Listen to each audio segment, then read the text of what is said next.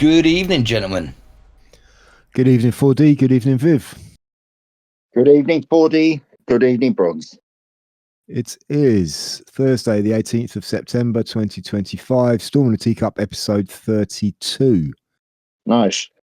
Very nice. It's nice that you say the numbers, because it amazes me every time to think, that many, 30 odd. Yeah, it's creeping up. We'll hit 50 before we know it. I know. And all for talking bollocks free. Yeah, essentially. Yeah. Good, isn't it? It's good what you can do these days. No. Yeah. Lovely. Yeah. We might as well start. Oh, go on. No, I was probably going to say the same thing as you, 4D. I'm guessing.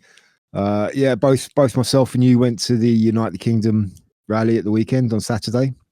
That's exactly what I was going to say. We might as well start there. Yeah, not many people there, though. Let's have a full report. Yeah, well, there was only like a handful of people there. I don't know, 50, 100 people. Was a bit disappointing on that front. Yeah. I mean, the media reporting 1 million people, that's just mad. Well, let me start with the bad news, and I'll get the bad news off my chest, because I am really raging about it. But let me get that bit out, and then we can say all the amazing stuff about. And my raging bit is that as a good old soldier, I was up early, ready to start that day, and I didn't get to see anything. And the reason I didn't get to see anything is because, as I joke, that there wasn't many people there. I mean, I've heard numbers between 1 million and 3 million. It's irrelevant. There was way more than I've ever seen on any of the marches that have gone on in London. And me, Bronze, and the people that we'd gone down with ended up being trapped with what I would assume was pretty much as many people as I saw on the last Tommy event. So I'm saying we were one of about 100,000 to 200,000 people that were stopped from going in where we were, and we kind of just moved to the side and congregated. Bronze will tell you, I'm not very good with where we were. Where were we congregated? Yeah, well, what it was, I mean, it's really hard to say. I don't think they're actually stopping people getting in. It seemed like, I mean, we'd walk down from the start point, which was down in between Blackfriars and Waterloo on the south side of the river, which was the start point. And we got there. We came over from over Blackfriars Bridge, and as soon as we got close to Blackfriars Bridge, there was just loads of people crossing over. We got over, and the street that it was meant to start from, Stamford Street, which effectively runs from Waterloo Bridge to Blackfriars Bridge, was full of people already. And that was about, I don't know, just gone 10, 10:15 we got there, something like that. And I'm going to jump in now and say I hold Bronze and Sarah fully 100% responsible for me missing everything. Carry on, Bronze. Sorry. Well, thoughts on that. Anyway, so we thought we'll try and get to the front, and we walk down. There's a road which runs down by the river, parallel to Stamford Street, and we walked down there to get closer to the front so we could cut in. And we got there, and it was just solid. It wasn't moving. It hadn't started yet. So we thought, we'll go and just sit down for a bit. And then we went back up a little bit later, and then people were saying, they're not letting us go. It was meant to kick off at 1, start moving at 1. People said it'd been delayed by an hour or so. So we thought, okay. So we went back, sat down by the river, and just chilled out for a bit. Eventually, we got back up there about 1:30. It started moving. We were walking with the whole crowd, walking all the way down. We got down to Westminster Bridge, and we started crossing over Westminster Bridge, and it just seemed to stop. And we had people coming back the other way, saying, "The police are blocking off. They're not letting us get through." But there were still some people moving forward, so we kind of thought, okay. And we just kind of kept on moving forward slowly. And we eventually got into Parliament Square. And it seemed like what was happening, the police were stopping people getting into Whitehall, which is where the stage and the screens were, because it was already full. So we got as far as Parliament Square. We couldn't even see the stage. We could hardly even see the screens on Whitehall. So we actually saw none of the event, and we just spent the time kind of just hanging around Parliament Square, and there were loads of other people there. Is that where we were, Parliament Square? Yeah. And we just chilled out there. We chilled out there for an hour or so, and then we just left. We didn't see anything of the event at all. We couldn't get in. It was just so jam packed. So I'm not sure about hundreds of thousands of people kind of being stopped getting in. I'm not sure about that. I think a lot of people decided just to maybe go back and try and go around another way.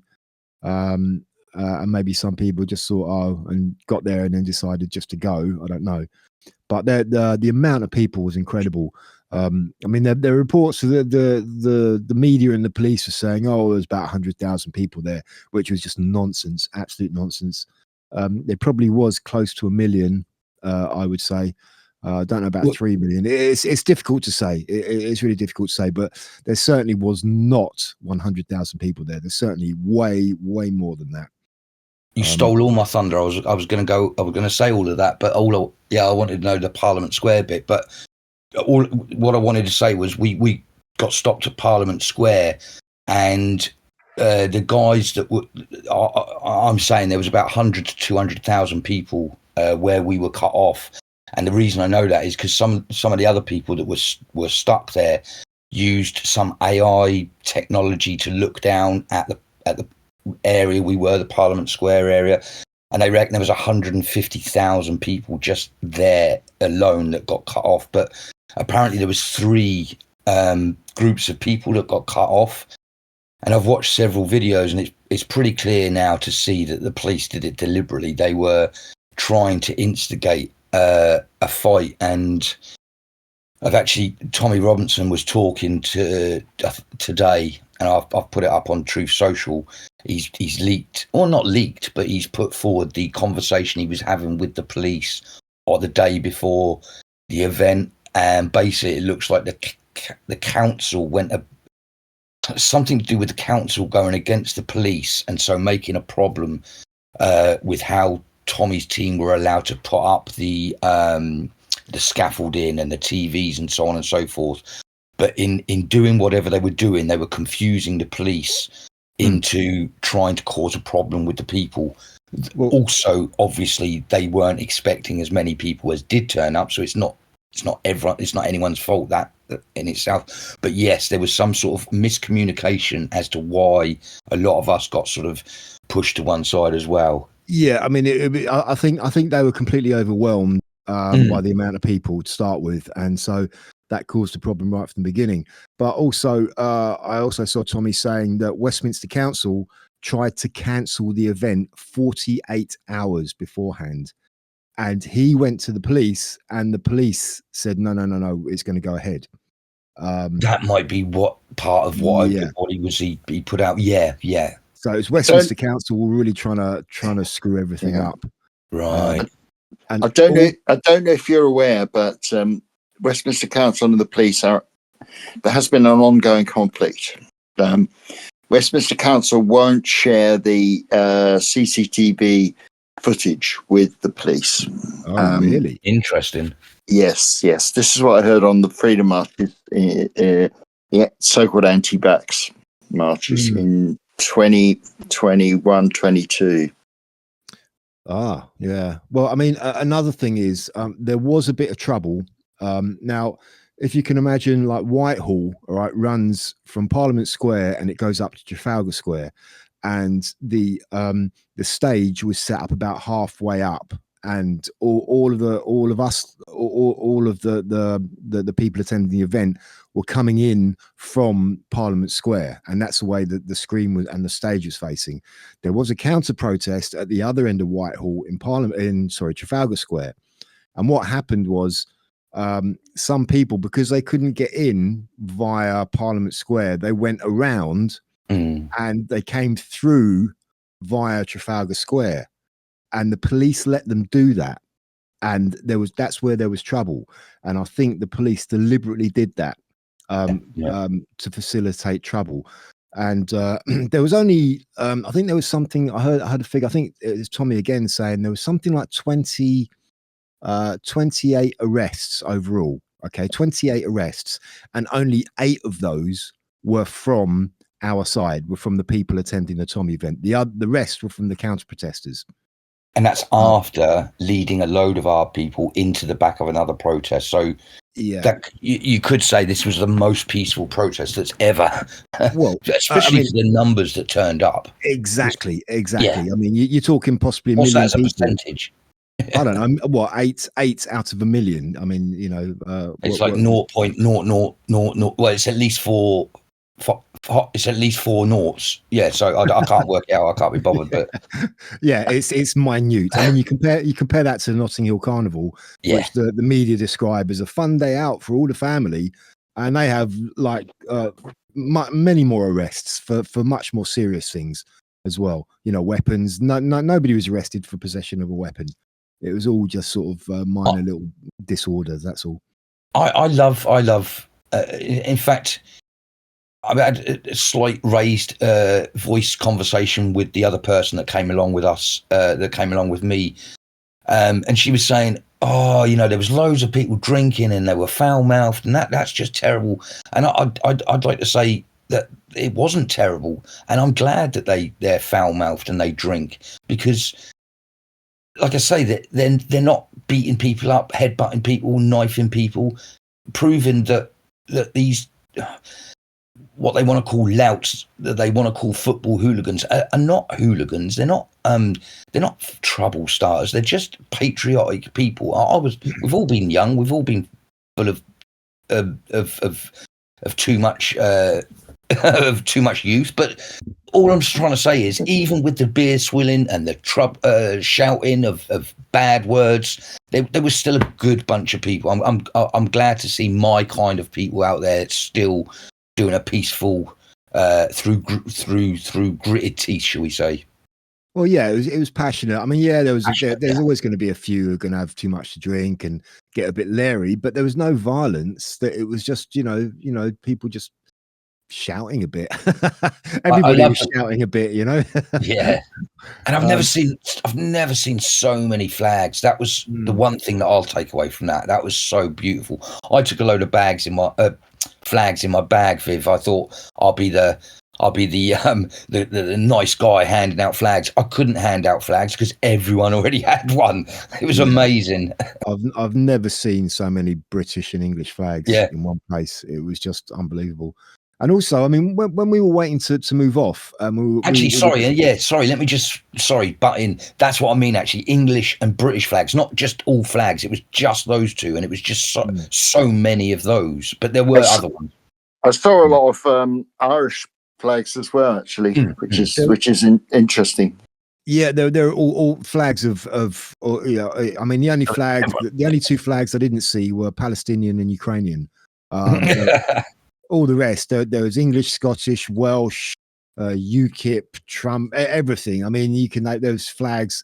You know, people holding up pictures of Charlie Kirk and yeah. I mean, it was incredible. But what I was going to say was, when we were waiting to move off, and we were just chilling by the river before we actually started the march. Where we were on the river, you could see. On one side, we had Waterloo Bridge, and on the other side, we had Blackfriars Bridge.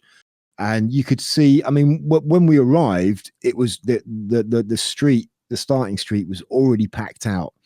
And we must have been sitting there for about half an hour. And constantly, you could just see people walking over Blackfriars Bridge, just constantly, the flags coming over. Yeah.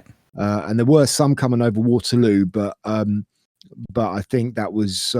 that they were obviously advised not to come that way, so most of them were coming over Blackfriars. But half an hour, it was just solid coming over Blackfriars Bridge. It was unbelievable. And Viv, that is the half an hour that I totally 100% blame on the other 2.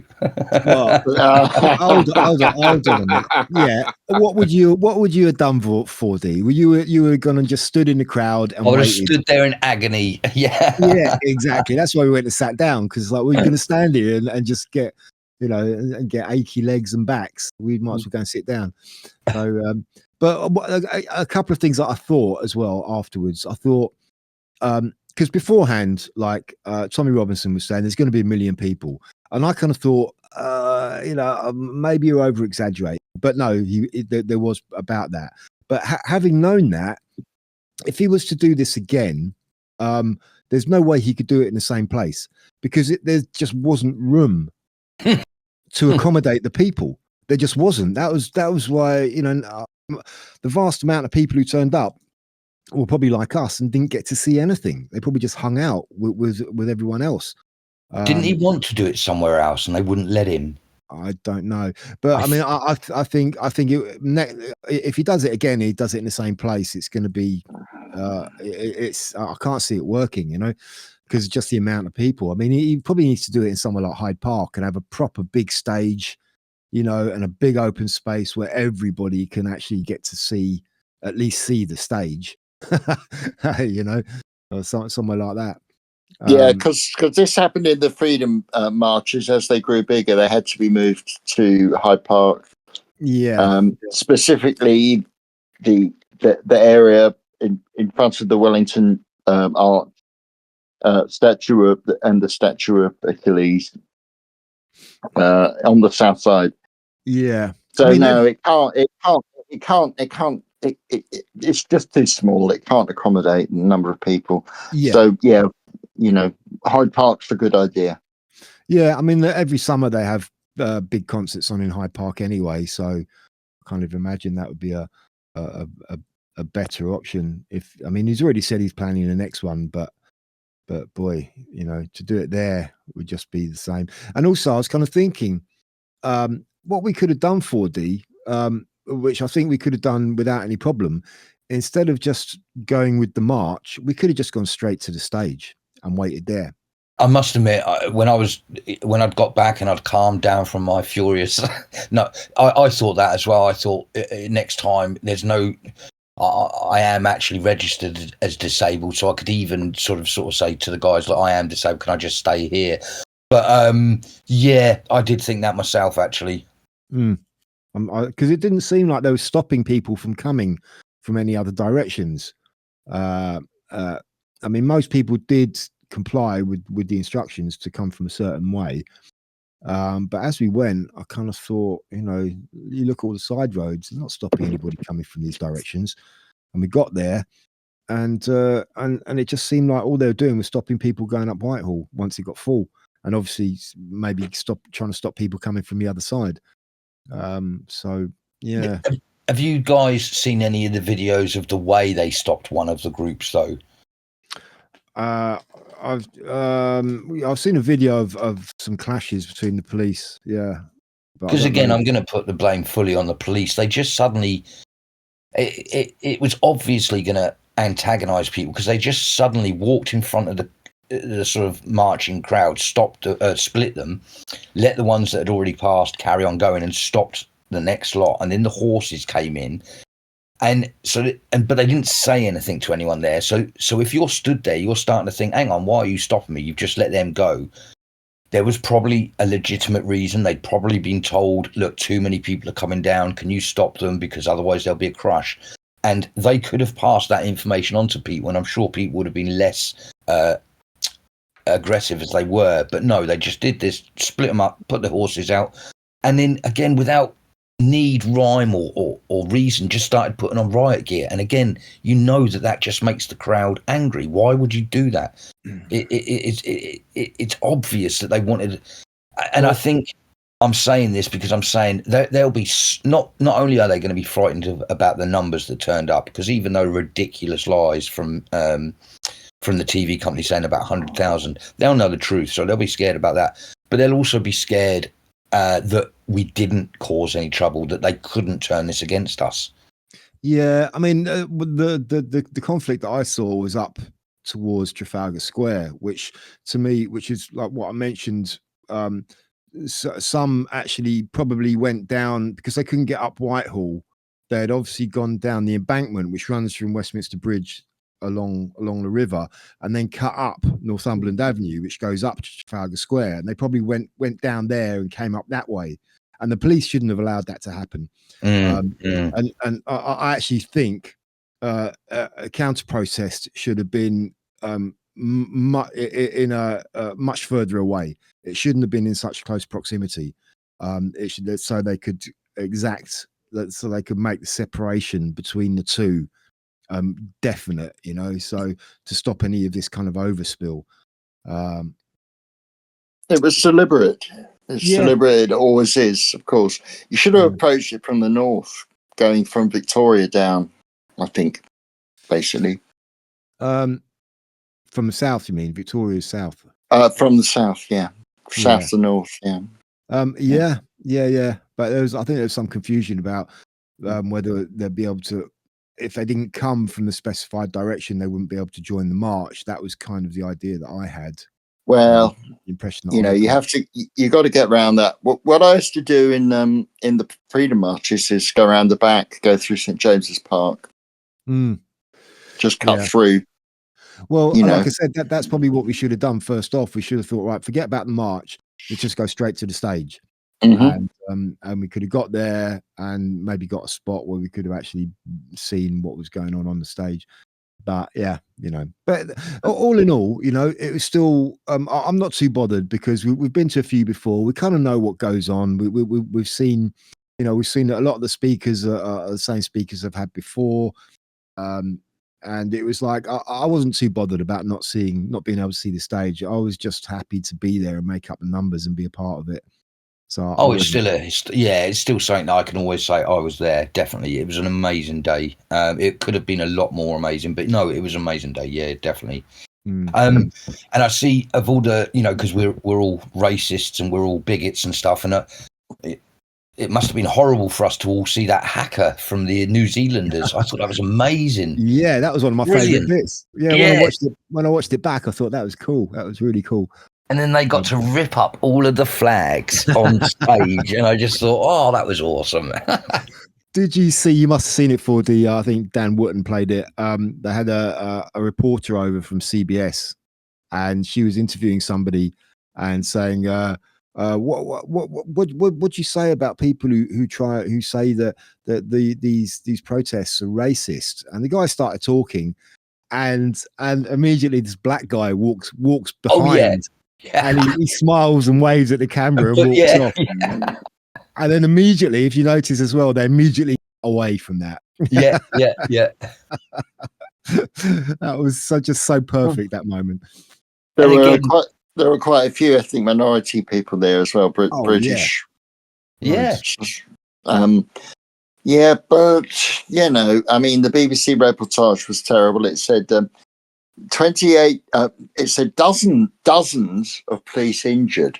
Didn't say who had injured them, and then it said that they were 28. So that's 2 dozen. So that's not exactly it's dozens, I suppose, in a sense, of course. Yeah, but strictly speaking, but I mean, and it didn't say who attacked them either. And that later I find out that they were attacked by the National Socialists. Yeah, probably. Of Antifa and various other state-sponsored groups.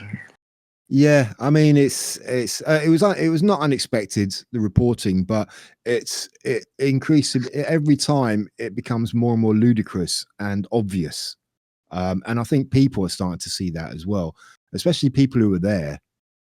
And the counter protesters, because again, they're supposed to be separated, so they're looked after and protected. Now, this time we had such numbers that, as Bronze has explained, that some of them went away that shouldn't have probably gone and ended up with them, and the police let them do that. But if you hear the numbers of the counter protest, I believe it was 1,500. So with about 10,000 of our lot that had tried to find a different route, they were even outnumbered. All I mean is that just the offshoot of people trying to get to the Tommy thing were the ones that ended up surrounding them. And I think the most famous person they had in their group was that old dog Narendra Kaur. That would have worried them a little bit, that they're not they think they're the majority, and I think that might have reminded them that they're not. They're really not. No, they're really not. Yeah, I mean, I'm sure this sent shockwaves through many parts of, well, especially the media and the establishment classes. This really was a bit of a wake up call for them. And think about them all saying the low numbers deliberately, because I would have thought that was a stupid thing to do. Why do you think they're doing that? Well, because they just want to downplay it. They want people who still listen to them to think, it wasn't that, it wasn't, it wasn't as significant as it actually was. The best thing to do is to ignore the counter protest, just to walk by, head up high, forget them. Yeah, no. Going back to the numbers, like you've got to be pretty stupid to think that your message is working after just seeing 2 odd million people turn up. You've really got to be clever and say, look, we can't lie and say 100,000, because there is over 1 million people turning up. That means over 1 million people know how many people turned up. It seems too stupid for me that they came straight out and said, was it 110? They were very specific. 110,000 people turned out, and I just thought, why? Most people weren't there, so they would rely on the BBC disinformation. Yeah. I mean, I think the thing is they don't have a choice anymore. That they are in such a deep hole that they can't turn back. Right. I see. They've just got to keep digging. They don't have a choice anymore. So I think that's the reason why. Yeah, the game's over, really. Oh, it is. Yeah. Mm. The next one will be even bigger. Now, as you know, I'm stuck in my fastness of Suffolk. I haven't moved out of this county for once in 3 years. We will get you out to the next one, Viv, because genuinely, I think he's already leaked. Well, I keep on saying leaked. I don't mean leaked. Tommy's already said the next one is going to be a Unite the West, I believe he's called it. So he's been talking to Build, which is something else I was going to talk about later on. But he was saying, he wants to get the rest of the European countries involved in the next one. So, maybe the next one will be a bigger one. Yeah, I mean, there was a lot of European representatives. Quite a few speakers were from various European countries. I heard lots of German speakers. Funny you should say that, but I did hear a lot of German speakers while I was out there. Yeah, I mean, what also one of the highlights, because obviously we didn't see anything, so I watched it back on YouTube when I got back and watched some of the speeches and this, that, and the other. And one of the bits I thought was so good. The only politician who turned up was Ben Habib from Advance. Absolutely no one else from any of the other parties turned up. I mean, this is a million people, and not one of our so-called representatives turned up to address us, which says a lot about them. But they wouldn't though. Of course they wouldn't. But the point I was getting to, Ben Habib got up a stage and he made a speech and he started talking, and then after about a minute or two into his speech, the crowd just started singing Keir Starmer's a wanker, right? And so he just kind of paused his speech to let that happen, and then he just said, "Yeah, Keir Starmer's a wanker." I was going to say, hearing him say that is probably the highlight of my year so far. Now, that was brilliant. I just thought, you are a legend. Yeah. I noticed also they were cheering Ben for 10. That's right. Yeah. Interesting times ahead. But you would have thought someone from Reform would have been there, at least. Yeah, again, my views on them. I don't like them at all, so I'm not surprised. But yeah.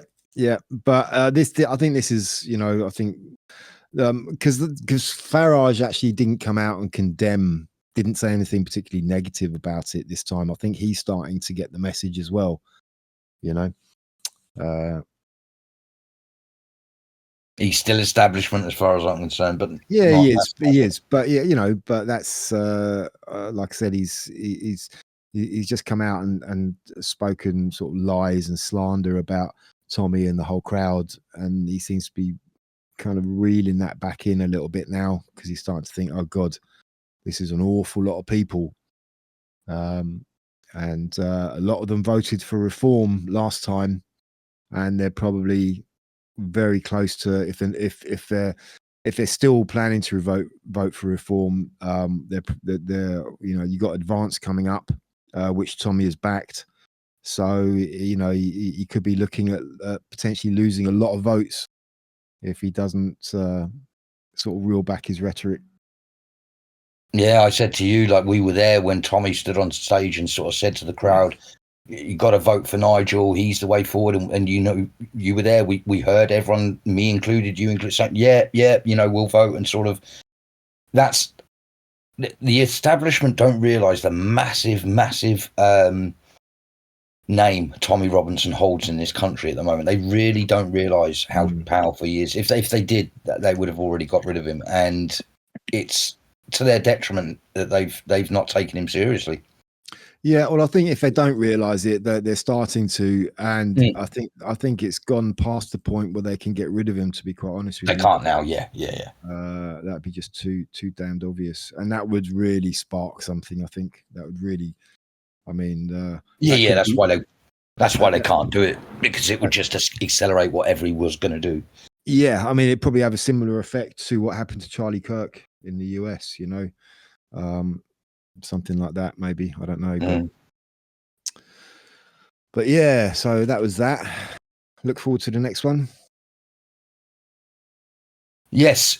So that was exactly. That was the march. The other thing that's going on from that is I'd seen Tommy talking to Bild, the big German news company, and he was basically sort of talking to this guy about the rape of Britain and the rape of Europe, and trying to doing what our leaders should be doing, going to other countries and sort of explaining the problems and working out how we can work together to stop this evil that's spread out across the West at the moment. And I just thought spread or whatever you want to. Yeah, I just thought it was a great. If people out there haven't heard of Tommy Robinson, I'm sure you have. But if you haven't watched anything, watch what he's done recently, talking to the Bild German guys. Really interesting conversation. Yeah, I mean, incidentally to that as well, latest opinion poll is that the AfD in Germany are now the most popular political party.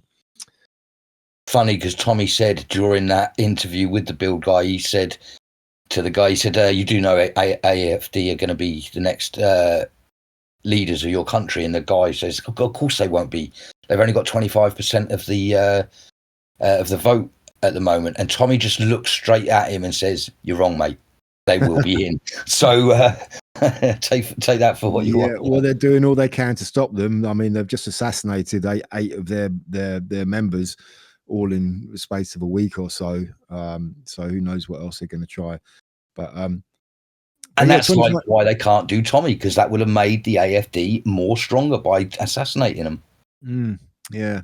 Well, I mean, 25% you said there. I mean, apparently they're in the opinion polls that they were 26%, which is 1% above the ruling union. I think it is the CDU. I think. So I mean, opinion polls, yeah, you know, but still, it's quite telling. So it's quite possibly even more than that. That'll be a massive. As I say, because I lived in Germany for 15 years, and I think I've said it before, one of the biggest problems with Germans today is they still, when I was there, was that they were still so embarrassed and timid because of the whole Hitler thing. And it's as I've said, it was the generation before. And yes, you say sorry, but that's it. Don't live in persecution because of that person. And I think that's where the German public have gone wrong. They held their heads down in shame for too long. And I'm not saying anything positive or negative about that. I'm just sort of saying that's kind of what's happened to Germany. I think at last they're realizing that they shouldn't be. That's happened. That was in the past. They're never going to go there again. But what's happening to them is bad, so they need to stand up for themselves. And I'm glad they're realizing that now. Well, yeah, they're being pushed to the limits, and that's how that's probably the only way it could happen. You know, to get rid of that kind of guilt, if you like. But also, it's that whole thing about, you know, the Nazis and what have you. It's that that has been pushed upon them by the media, and that's how they're painting the AFD. They're saying, "Oh, the AFD are the new Nazis," basically, and so they're kind of trying to reinforce that whole mental attitude to keep the German people from going there. But AFD are not like that at all. So No. you know, they're just German patriots, like we're English patriots. We're not racist or far right. We just want our country to be good and okay and safe and prosperous and British and English. Yeah. Yep. But I don't suppose Germany will ever get away from the shadow of the Second World War and the events. But of course, I don't know. Time heals, doesn't it? Time heals. Yeah, you know, yeah. I'm sure they will. It just needs a bit of acceleration. That's all. It needs a bit of a nudge to get them to wake up. That's not how it is anymore. We don't go to Italy. We don't go to Italy anymore and say, "Goddamn Romans." So you know. Yeah, what have you ever done for us? It does happen in time. What? No, of course. I mean, the reality is like the globalists are closer to being Nazis than the patriots these days. Oh, most definitely. I mean, you know, the World Economic Forum is clearly a far right grouping of industrialists who have penetrated, as they say, the governments of the Western world, at least. So, yeah, they're a kind of weird, a type of fascist group, if these labels mean anything anymore. Yeah, I still think again, if whether you believe in God or not is irrelevant. I believe that this is Satanism, or or a use of evil, a pure evil. And you know, again, I think even me, I monitor what I say too much. I try to not say too much, just in case I'm saying the wrong thing and it doesn't get broadcast. But sod that, you know, we have to be honest. These things have got so dark and dangerous, and we're in such a bad place in the whole of the west of the world. It's true that Islam wants to take over us. I don't care if people are going to say it's racist. I don't care what. It's a true fact. You just look at what they're saying, and it's not all of them. And I'm not putting everyone in the same, because I'm not that kind of guy. Which is why when I go to the Tommy marches, I have people of different colours. I have people of different sexual orientation. I have all sorts of people, because I'm not the guy that they think we are. But it's still, we are dealing with a very evil thing on this planet that if we keep on hiding and monitoring our speech and not saying the true words, we're never going to beat this evil. It's Satanism. It's dark. It's evil. It's the rape of children. It's the bastardization of marriage. It's the bastardization of Christianity, of everything that's wholesome and good. That is what we're fighting. It's a really dark evil, I think. Sorry for going off on one. No, you're good. You're good. It's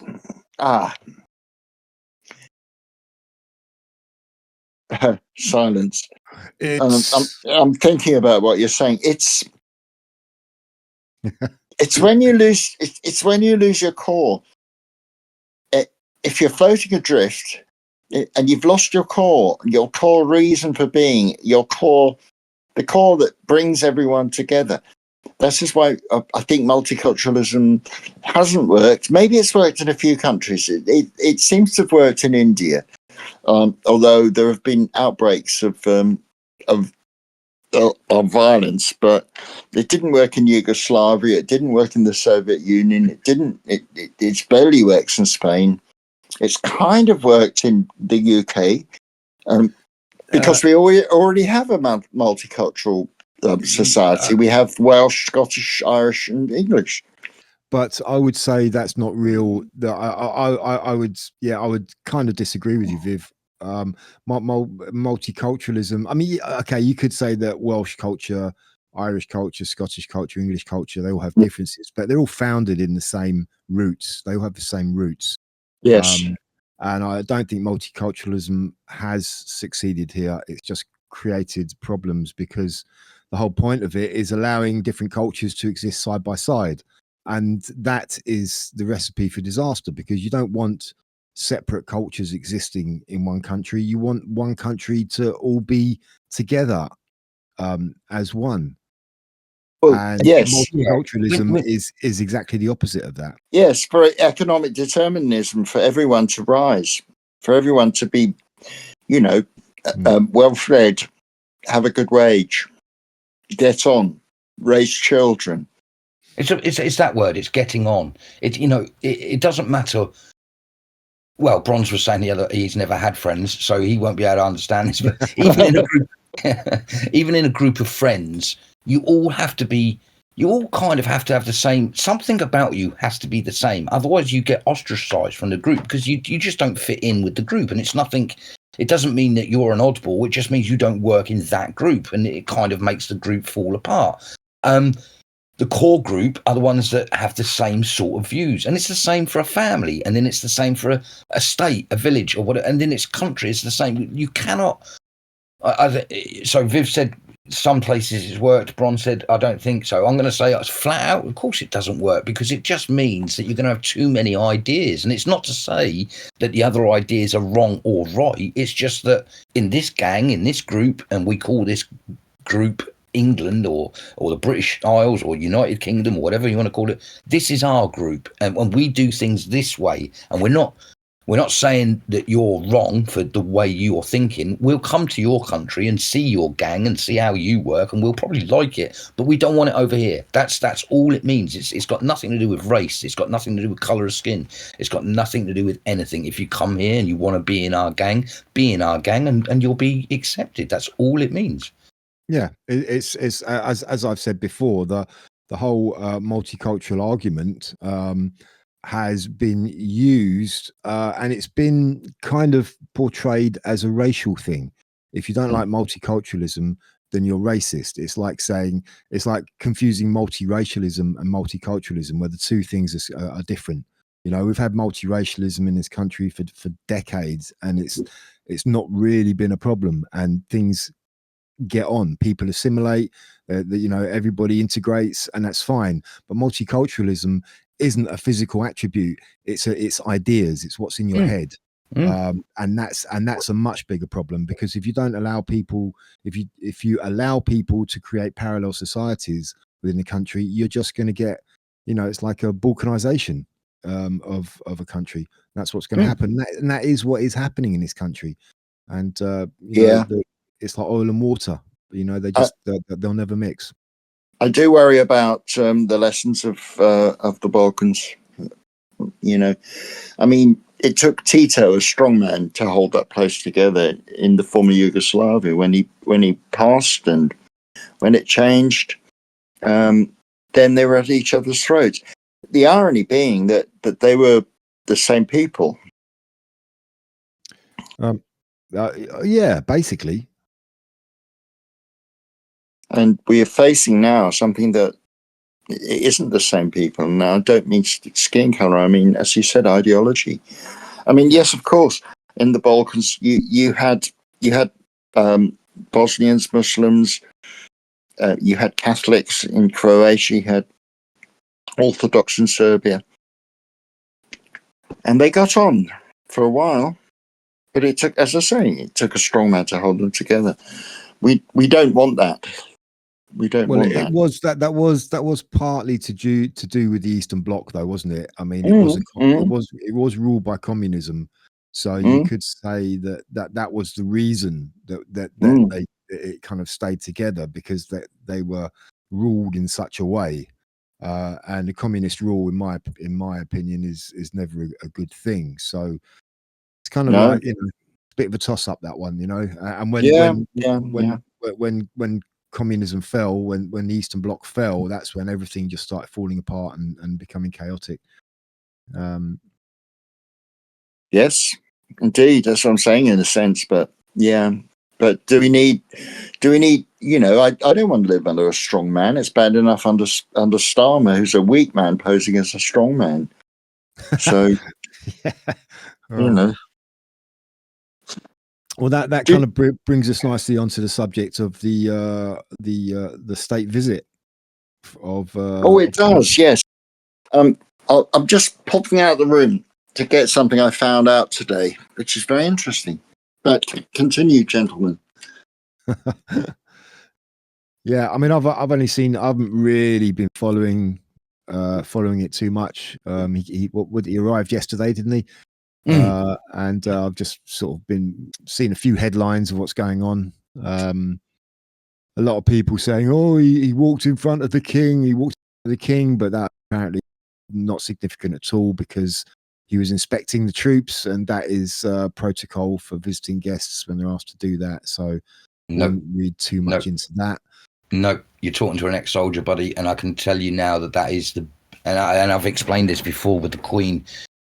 So when you first saw Trump do that to the Queen, and it was talked about on TV, and everyone said how terrible it was and disgusting it was.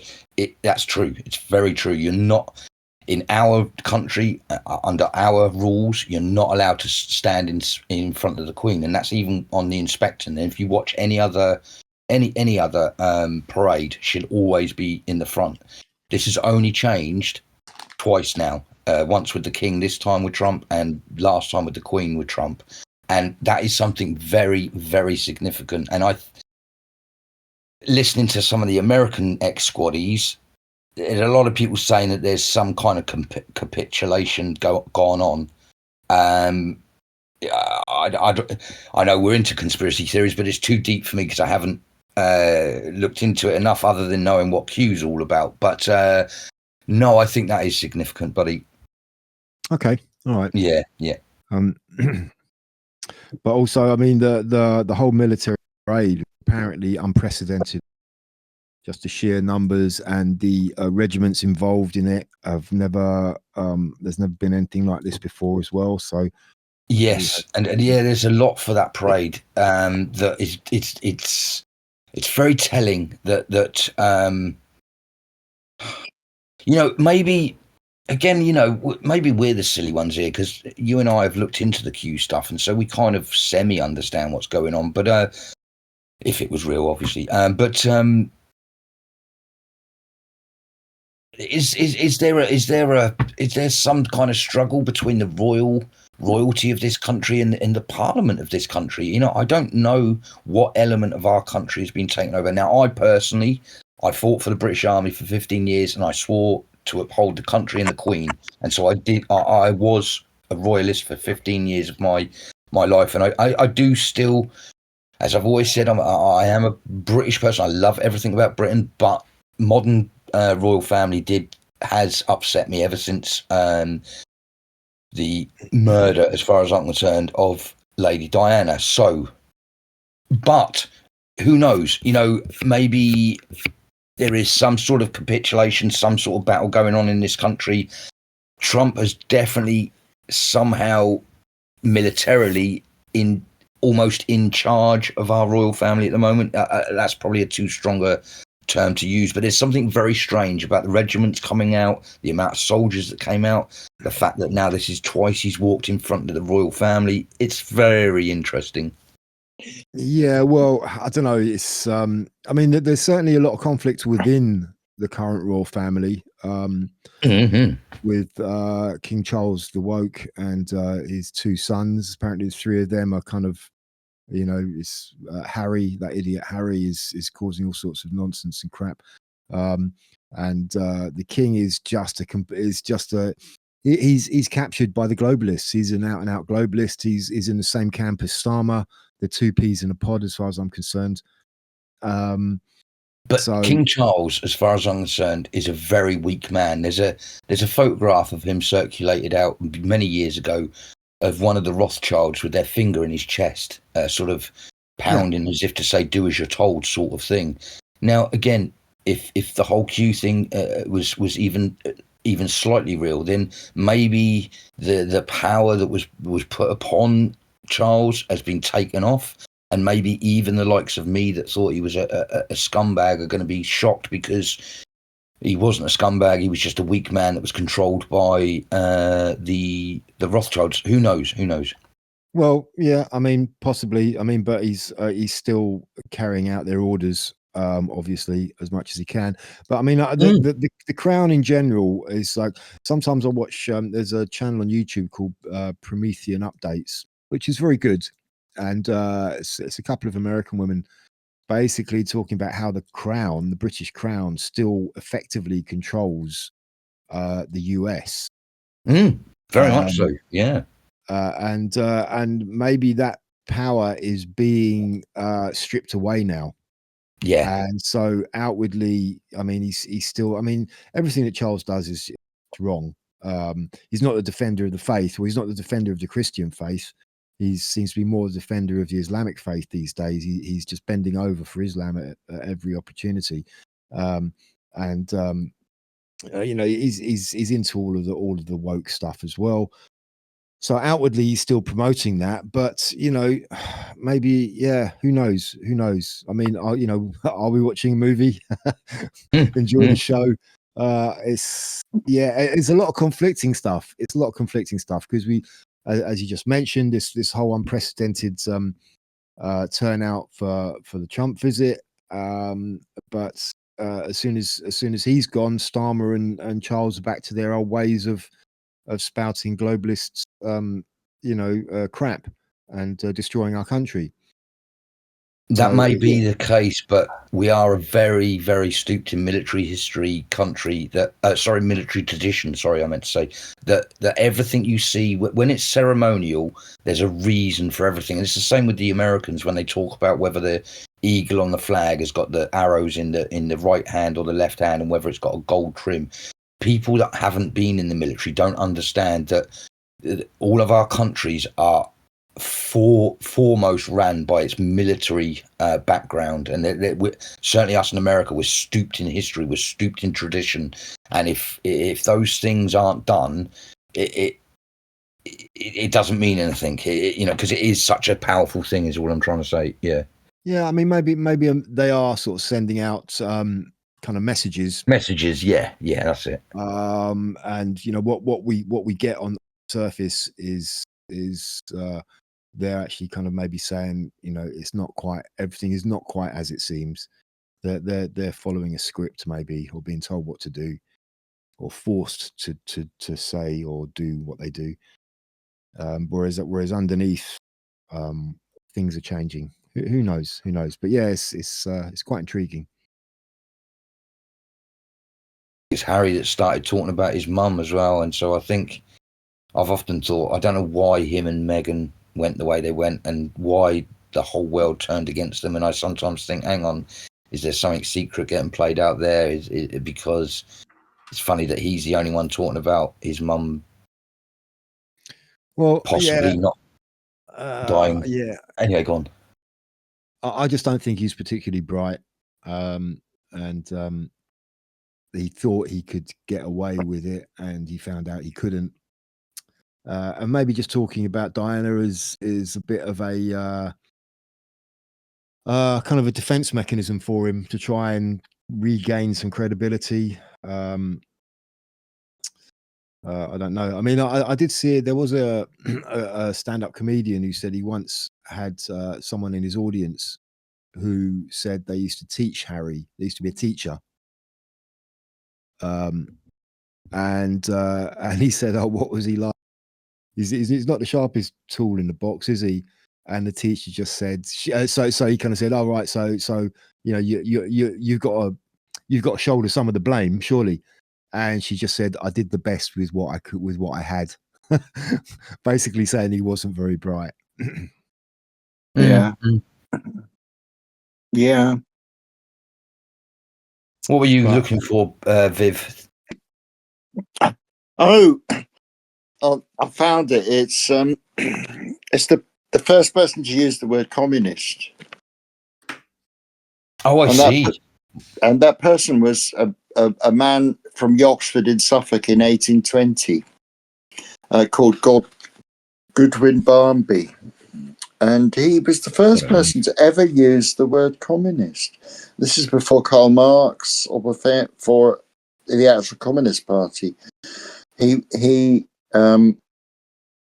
basically he was a follower of Owenism, of Robert Owen, and Chartism, and these were kind of early socialist movements, but not communist, not exactly socialist, proto-socialist, you could call it. So yeah, that's your man from Suffolk, Goodwin Barmby, first person to use the word communist. It just shows that this idea has gone on before it started, before it was actually codified in the sense of Karl Marx or whatever. Well, you know? when he coined the term, what was the context of it? Did he mean it in the terms of what we think of communism nowadays? Yes, he did, sort of. But I guess we have to remember, when we're looking back at the genesis of socialism, it grew from English socialism grew from Methodism.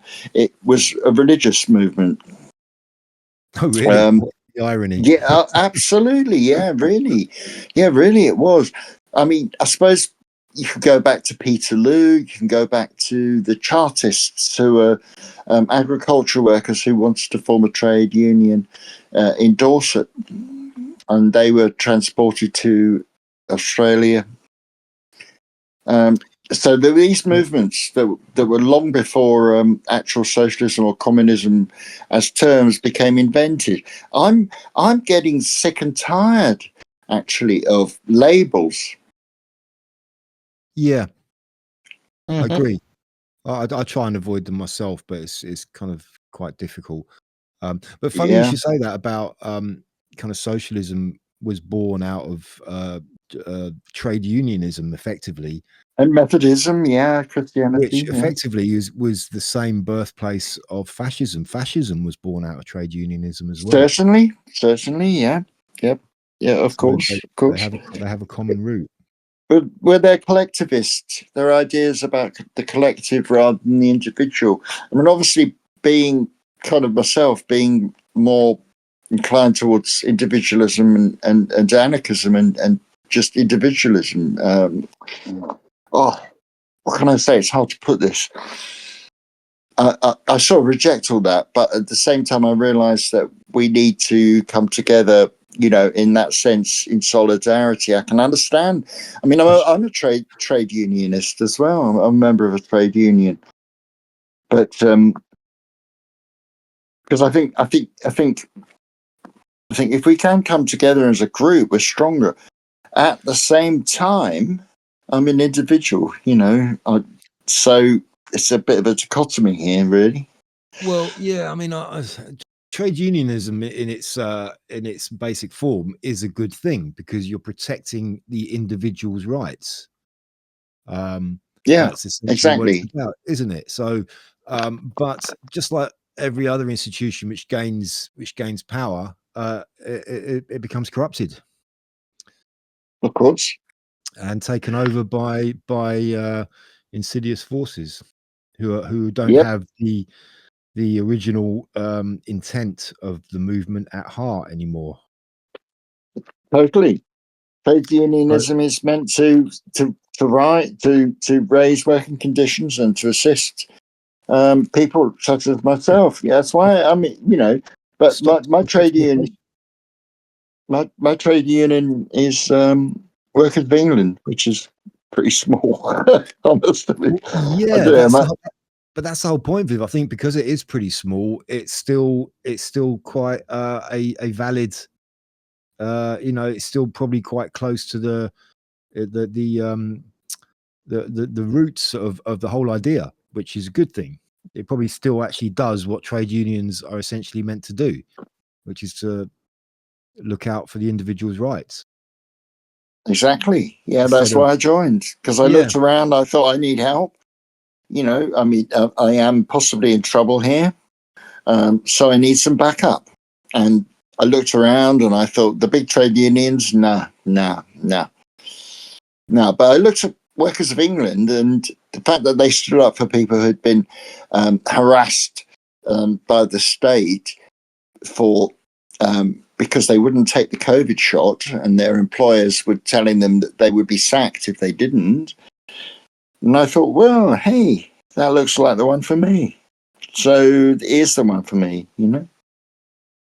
The thing is that it's a red herring, like you say. These names they give to things is irrelevant, because whether you're a communist, whether you're a capitalist, whether you're a socialist, whatever the form of government, the name, the terminology you're going to give is utterly irrelevant. It's just who you pick as in charge that is important. You know, even you as an anarchist, you believe in Southworth, but there would still be a village elder. There would still be someone to go to. There's still always has to be someone in charge. It's a silly concept that even to be free, you have to understand that even in your family, someone is in charge, because it makes it easy. Totally. Yeah, and that's the red herring, because it's really who your dad is. My dad was a scumbag. He brought me and my brothers up terribly, and we had a terrible upbringing. But I'm sure one of you had a great father who wasn't that way inclined. The word that we're going to throw at them, I'd love a communist government. If the communist government was really good and everyone was happy, it would be a great idea to be under a communist government here. But the name is irrelevant to me. I know what you're saying. I absolutely know what you're saying. I mean, I often think about the communist governments of the USSR. One of the great things about the governments, one of the few great things, was that you knew who the enemy was. You know, and we don't now. We think that this government here, just vote for someone else and then look after us. No, you have to look after yourself. They are not going to look after us. They're parasites. Well, when you say that they knew who their enemy was, I mean, under a communist government like the USSR, that would have been the enemy that the government told you was the enemy. So, I'm not too sure about that. I don't know. There's so much from the USSR. You've got Solzhenitsyn. You've got so many people who were against that regime. Unfortunately, they picked the Western regime, which is now being kind of, in a sense, unpicked. I was just going to say, Bronze has just said what the communists did out there in Russia, but that's exactly what our TV has done to us, Bronze. Yeah, I know. I'm not. They've told us who the good guys are. I don't disagree, but we are living under a kind of dictatorship, a totalitarianism. So I absolutely agree. Yeah. But I was just responding to the point that Viv made. But I mean, one thing about one interesting fact. I mean, you said it'd be good to live under a communist government if it was done the right way. And communism is basically based in a good ideal. You know, everybody gets to, everybody is equal, if you like, which is kind of the basic the basic idea of it. But funnily enough, Cuba, right, under Castro, communist regime. Okay, I mean, very, very poor. It wasn't. It certainly wasn't the best of communism. But one thing about it was, I don't know if it's still the case now, but they used to have the fourth best medical system in the world. Their medical system was really good, very high quality. So they succeeded on that count.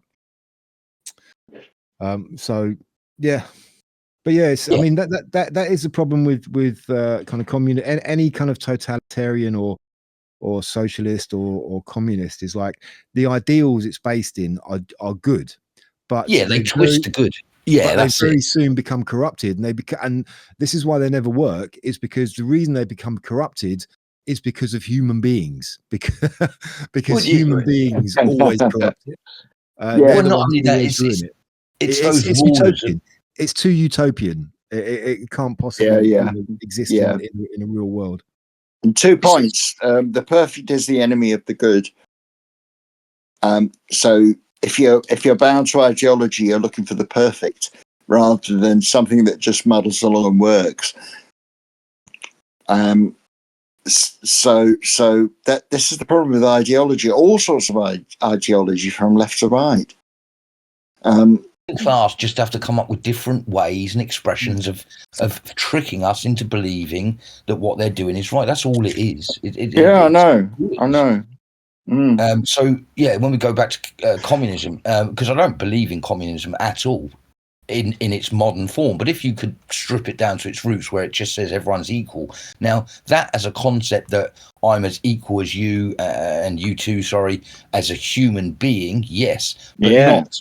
But then I don't think that if Bronze works more hours than me and is fitter and healthier to do that more work, that he should get the pay the same as me if I sit on my arse all day. So, but that's where they twist socialism and then everyone ends up on the bottom of the pile. No one actually does hard work and gets better off. You just all end up at the bottom of the pile. But again, if you just strip it down and say communism means we're all equal, that as a concept is a great idea. But it's not true though, is it? Never worked out like that. It never worked out like that because like all revolutions, the original intent was twisted by controllers, the people who moved in.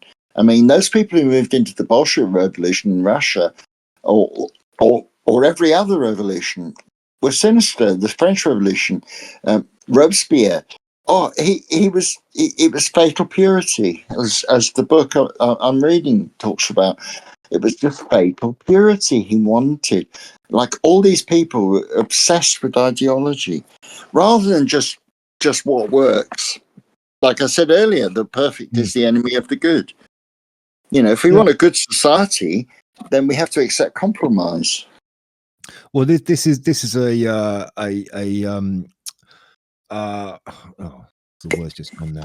A criticism which is quite often aimed at Keir Starmer is he's trying to run this country ideologically. So exactly. He has his ideology and he's trying to stick to that. But by doing so, he's ignoring an awful lot of reality which needs to be addressed. Exactly. And there is a very, very bad reality in this nation at the moment, which is under a dark cloud, a leathery wing. Oh, I mean, sorry, leathery wing flapping above us. Yeah, it's Satan. But sorry to be all kind of Christian about this, but No, I think that's why I had my rant earlier. I think it's all to do with that darkness. Yeah. How deep does that one go? I wonder. How far does that one go? It goes very deep, I believe. Yeah, but does it transcend? Does it transcend the material? I wonder, in terms of, I mean, all of this darkness and evil has got to come from somewhere, and you have people who get into positions of power, and who are maybe psychopaths or sociopaths that don't care. All they care about is money and power, and they can pull the strings. But is that where it ends, or is there something beyond that? There's something else. Yes, there is. I believe so. But I would say that, but I believe there is evil, deep evil, evil. Yeah. And I think the only problem is that we all have a different. How do I even? We all have a different belief system as to what that evil is. But again, let's break down the barriers. It really doesn't matter what you believe, what you don't believe. Just believe that there is good and there is evil, and we're all fighting evil. Whether you're a Christian, Sikh, whether you're a non-believer like me, whatever your belief system is, you must understand that there is a difference between right and wrong, evil and good, and all it is that we're fighting evil. Yeah, the problem is how you define good and evil. I mean, I think everyone can agree that there is good and evil, but you ask someone to define what they mean by evil, they could come up with all sorts of different things than somebody else who lives in a different mindset or a different culture. Luciferians say that their theories are correct. Lucifer brought the light, that God occludes the light. It hides the light. Lucifer was the light bringer. I mean, there's many countries in this world who think that we in the West are the evil ones. Yeah, of course. Yeah, but see, I think this is maybe that it's exactly like communism and socialism and capitalism. It's a different word. That's all it is. It's we all inherently know what is evil. So if I said to you, Bronze, is it good or bad if I murder someone because they've taken what I wanted? I'm pretty sure your answer is going to be yes, that's evil. And I'm pretty sure it doesn't matter what country you go to. We fundamentally know what's evil and what's or right and wrong, let me say, at least. I don't know. I mean, I would once again, I'd say there are certain people who say, no, that would be the correct thing to do. Tomorrow we'll see about evil. The Lords, because the Lords are a House of Lords are about to approve the assisted dying bill. Now, now this has parallels with Nazi Tier 4, Action Tier 4, which got rid of disabled people. I mean, we're in a country where there are useless eaters, old people, disabled people. They could. What do they actually contribute to this country? The neo-national socialists would say, get rid of them. Introduce assisted dying.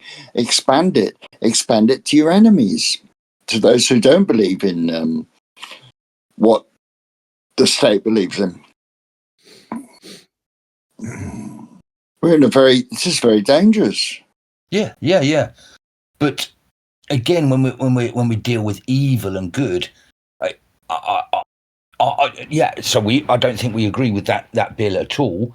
But I think we'd all agree that if we had a dying relative that looked us in the eyes and cried and said, please help me, I can't deal with the pain anymore, we would possibly help that person to die, and we would possibly not think that was evil. And yet before that I just said murder is evil. Again, I'd still believe we inherently know what's evil and what's not evil, because there's a difference between murder in cold blood, there's a difference between love, there's a difference between hate. And I think no matter who you are, other than psychopaths and people that don't really understand empathy, or just call it empathy, that's all you need is empathy to know what is good. If someone punches me in the face, it hurts. Thus, I know that's not a good thing to say. If you steal my house or my money, then I know that punch in the face is going to hurt you. So thus, I'm going to punch you in the face. Do you know what I mean? Yes, I do know what you mean. But at the same time, totalitarian societies don't go into mass formation. Just simply they're just dragged into it. I mean, Nazi Germany was dragged into it. Soviet Russia was dragged into it. There were true believers, and we have to worry about the true believers, because what if the true believer says, well, to get rid of these people, you will make a better country, be better for you. Like the communists said about the kulaks. Oh, you'll be better. You'll be much better off if we kill the kulaks, who are the more wealthy peasants. What if the Nazis were to say, oh, disabled people, Jews, anyone who resists the system, the Gleichschaltung, kill them, because you'll make a better country. That's moral, isn't it? That's good. Well, funnily enough, that is kind of something which has been exposed by the murder of Charlie Kirk. A lot of people now coming out and basically saying it was good that we need to get rid of these people. There we go. Exactly the same type of thing. Yep. But sorry, just getting back to the assisted dying bill, something I want to say about that is, what they're effectively doing is legalizing suicide. Okay, so it's in a way, okay, it's kind of pointless, because anybody at any time can take their own life. I mean, the law is an ass, because it's illegal to commit suicide. Yes. But if somebody commits suicide, what they're going to do? They're going to put them in prison, right? Yeah. So, I mean, that's a ridiculous law anyway. But anybody at any time can take their own life. Exactly. It's and not like they can do it. Dangerous. That's why it's so dangerous. Yes, exactly. Yes. That's why I'm saying it's kind of pointless, because it's like, so what? What you're saying, that people couldn't commit suicide before, but now they can. It's like that's just nonsense. No, it's legalizing state murder.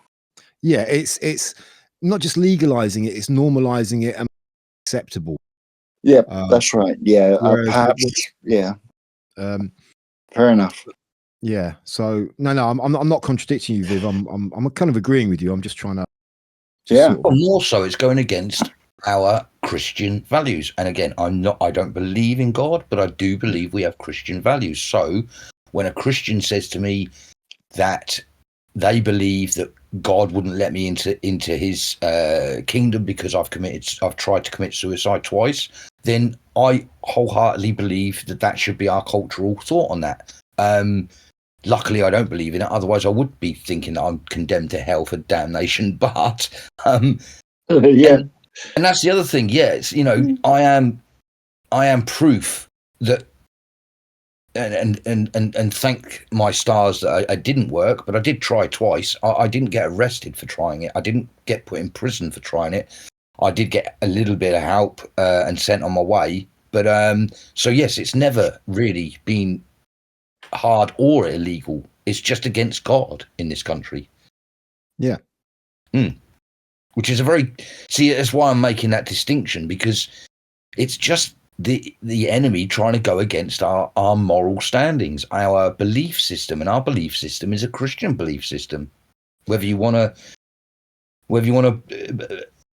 take that on board or not, if you live in England, we are a Christian country. Whether you believe in God or not, it's tough luck. Our rules are all derived around Christianity. Yep.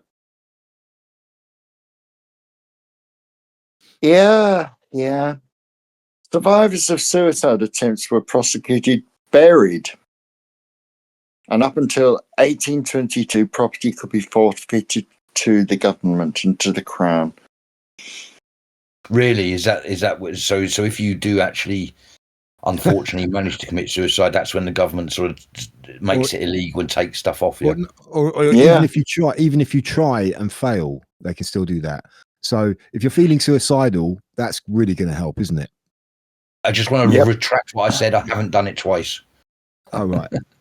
No, but it's understandable. It's understandable, and I have to say, 4D, that Christ doesn't hold this against you. No, this is it. No, buddy, and I didn't mean to. Actually, if it sounded like I was slagging off Christianity, I didn't mean it there. Actually, no, carry on. Tell me what.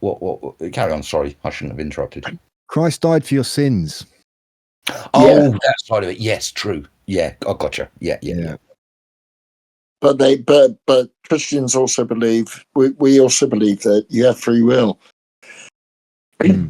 Yes.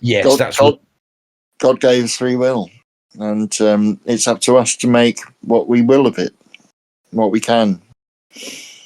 That's what my good lady that comes to see me once a week, and hello to you, lovely lady listening, so I know you can hear us. That's what she says to me. So, yeah. So it's not necessarily clear cut, really. I mean, people are driven to end their lives for all sorts of reasons, of course. Bless them. And it was National Suicide Day a couple of weeks ago. Too many people are doing it. Too many people. And it's another great reason for living in a Christian country, because people like you, Viv, give me answers like that where you haven't told me I'm a weaker member and I should be cut loose. You've tried to explain to me it was wrong and in a nice way, and also told me that I'm not going to be judged for it. That's what I like about Christianity. You won't be. Yeah, you won't be judged for it. No. Yeah. But if I lived in some of the other religious countries, you got to realize, people, that in some of the other religious countries, you don't have what we have in a Christian country. You don't have this kind of Viv's Christian view and the way they talk to poor souls that do try to do bad things to themselves, even though it's very bad what you've done and you've got yourself into your own pile of shit and it is your own fault. But Christians still will help you, and that of course, again, that's why I love living in a Christian country, and I behold to the Christian values, no matter what I believe. Sorry, yeah, it's a great country to live in. Yeah, I mean, when Chris, as I understand it, when Christianity first appeared, it really was truly revolutionary, because it was back in the time 2,000 years ago. It was a very barbaric world. Even the so-called civilized empires like the Roman, it's called a civilization, but even the Roman Empire was super barbaric. Really, life was really cheap. And Christianity was totally against all of that. It was completely revolutionary. It was all about empathy and love and understanding and tolerance, and it wasn't about killing people for sport and conquering other countries and this, that, and the other. And I think that's why it kind of gained such traction.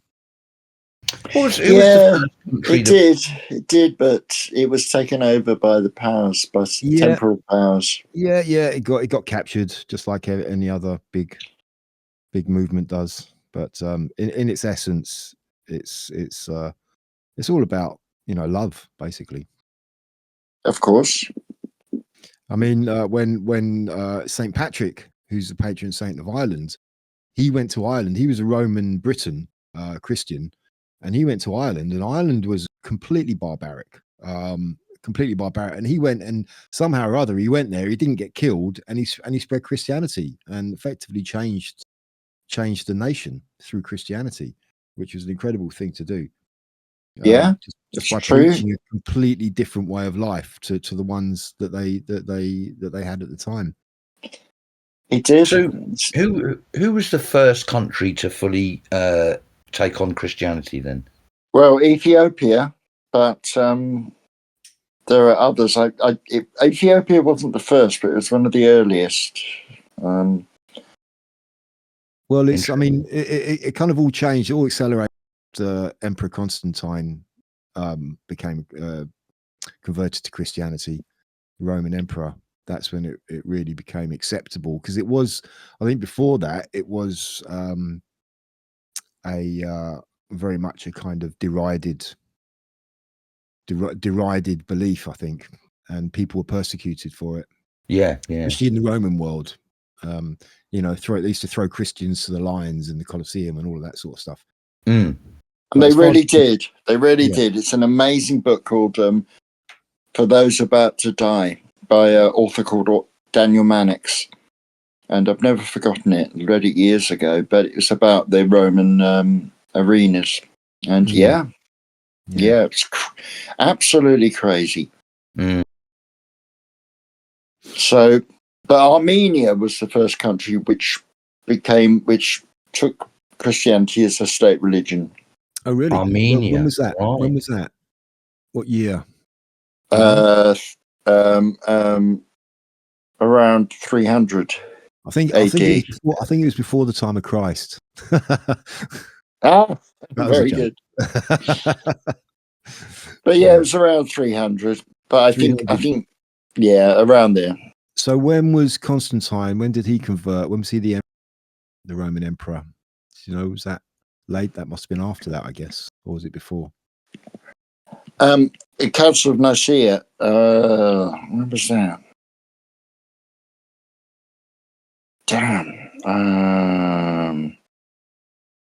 4th century, so 400. A bit after Armenia, and Ethiopia as well. Right. Is Armenia still a Christian country these days? I'm not sure that it is. I don't know, actually. I'm not sure. I mean, they're very overrepresented in British prisons, so perhaps. Right, okay. I'm not sure. Well, the Turks didn't like them very much, did they? No, indeed. No, it's a hidden genocide, isn't it? the Armenian Yeah, genocide. they still deny to this day the Armenian genocide. Yep. So I don't know. It's all about the dissolution of the Roman Empire and something else taking it over, and lots of grifters and grabbers thinking, oh, we'll have some of that. But the early Christians, what I like about Christianity is it's about isolation as well.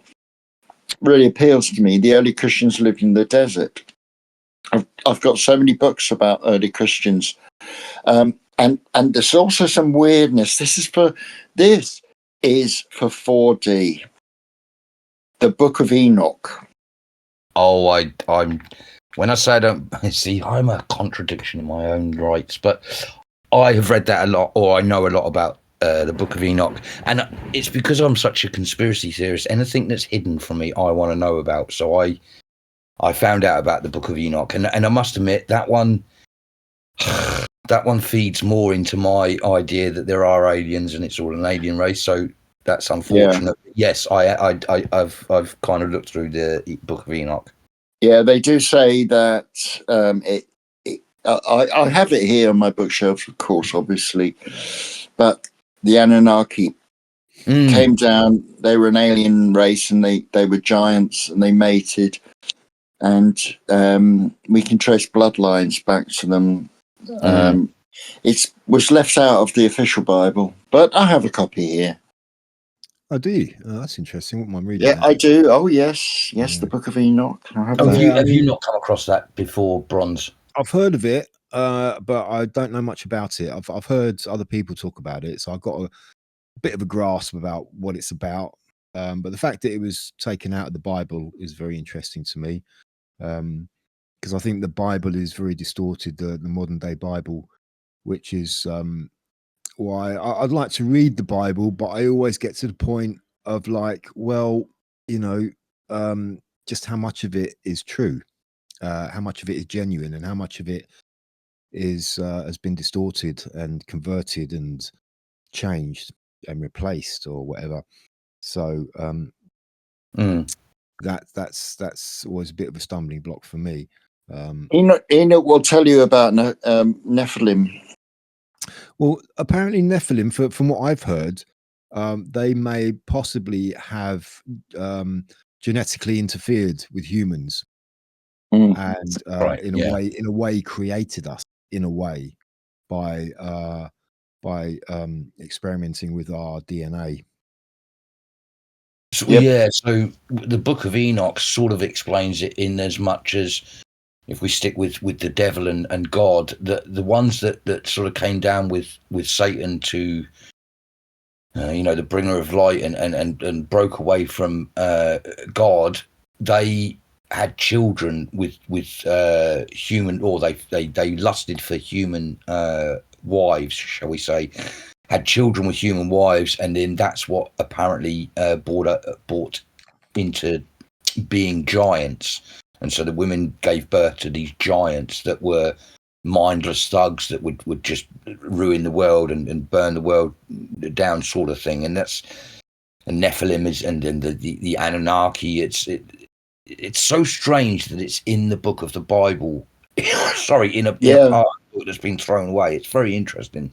Yeah. There are many books of the Bible which weren't added. There's a lot of debate. It's interestingly, it's in the it's in the Ethiopian Christian books. Is it really? Yes, it is. Yes. Oh, see, now I'm interested. So where Christianity possibly was born from is where the Book of Enoch was, and it was taken out after that. How interesting. That's right. Yeah. And am I right in saying that it was the 13th book of the original, and that's where we originally get the unlucky 13 number from? I don't know. That's interesting. I'm not sure. I've always heard that the unlucky 13 comes from the number of witches in a coven. Or Judas Iscariot at the Last Supper. Yeah, that's it. Yeah, Judas. Yeah, of course. And the constellations and the Yep. Yeah. So 13. 13's oddly, it's always been lucky for me. I never I've have a lived in- problem with 13. Yeah, I'm the No, same. I always, whenever it's Friday the 13th, I always seem to have a slightly better than good day, slightly better than average day, rather. It never is. I think superstition is a very slippery slope to go down, because I think if you believe in one, you've got to believe in them all, and then they just end up running your life. That's right. That's right. It's like Um, Gnostic Christianity is another thing. There were a lot of parchments found in Nag Hammadi is that in the Dead Egyptian desert, the Dead Sea Scrolls. Sea Scrolls, yeah. Yeah, and they are very weird. They are very, very weird. So my grandfather was very much into the Dead Sea Scrolls and that sort of stuff. Yep, a lot of people are. So, not sure, really. Not sure. But what we do know is that what we call the Bible has been carefully curated through the years. Well, it's been translated so many times, by God knows who, and and whenever you translate something, lost in translation is a valid expression, I think. Of course, yeah. Of course, people say the Wycliffe translation and in the 15th century is the best translation. I don't know. I tend to go with the St. James Bible, but yeah, I mean, if I was to read it, that would be the one I would read, St. James version. The language is so beautiful. Right. But don't know. What do we know? We know. No, that's right. We're just guessers along the journey. Yeah, that's right. Anyway, time's pushing on, gents. Oh my word, it is. Oh, I didn't even get to talk about David Davis in the emergency debate on Mandelson, but never mind. We'll save that then. Well, I know nothing about that. Well, very quickly, Mandelson's up to his neck in shit. This is going to bring the whole Epstein thing right back out into the open. Yeah, and Prince Andrew's getting dragged back into it as well. It's all It's all well, we haven't got time to talk about it, but have a look at Davidson. Oh, what's his name? David Davidson. Is it David Davidson? Hang on, let me look at it. The MP David Davis. Yeah, thank you. Sorry. Yeah. Have a look at his speech on Mandelson that he gave the day before yesterday. Very powerful, very in depth, all about the sleaze of Epstein and deeper. So it was good. Yeah, I think this is going to take some time to fully come out, but yeah, I mean, there's so much nonsense coming out about it now. It's one of those things that I'm kind of starting to not really pay too much attention to at the moment anymore, because it's just loads of. But yeah, David Davis, yeah, okay, yeah, he's an interesting one, yeah, isn't he? Yeah, he is an interesting guy, actually. But I guess that's for another time. Apart from saying that, however much the authorities try to say that, the Epstein Island, that's all that is, it's all gone now. Forget it. It's still there. Nah, it's still bubbling. Still bubbling. Yeah, the more they say forget it, the more people want to hear about it. So that could be a deliberate ploy as well. I certainly want to hear about it. Yeah. I think everybody does now. Whereas that wasn't always the case in recent years.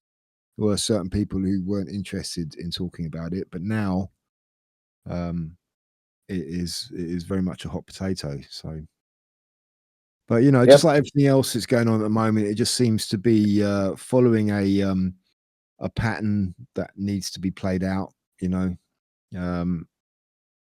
For some reason, it's not come out as we all expected it to, and I'm sure there's a very good reason for that.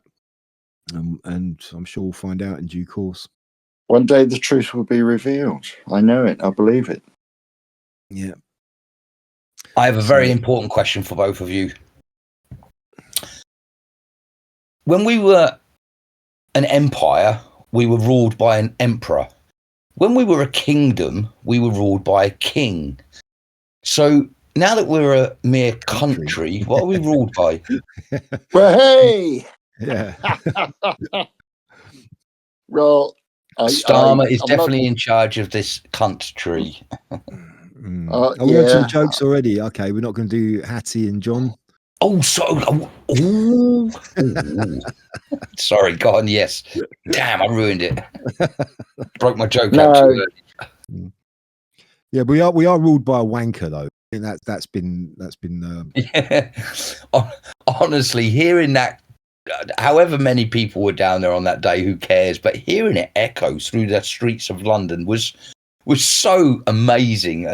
Just yeah, it was really cool to hear that. I mean, Ben Habib actually saying it in the middle of his speech was just a cherry on the top for me. But, there are dozens now of cheaply made satirical videos saying that Starmer's a wanker. What a legacy, eh? There's your legacy, mate. What a terrible, terrible legacy. Oh, yeah. But there you go. A couple of times. Sorry, a couple of times I walked down the street doing the whole another brick in the wall, but the other version of that. Because I like that one as well. Yeah. But no, there's so many. There are so many. Yeah, I mean, Keir Starmer is on borrowed time now. I think that's a certainty. Absolutely. Even people in his own party are starting. The vultures are starting to circle. So hopefully, by this, hopefully by next year, we'll see something different. May not be better, but it'll be different.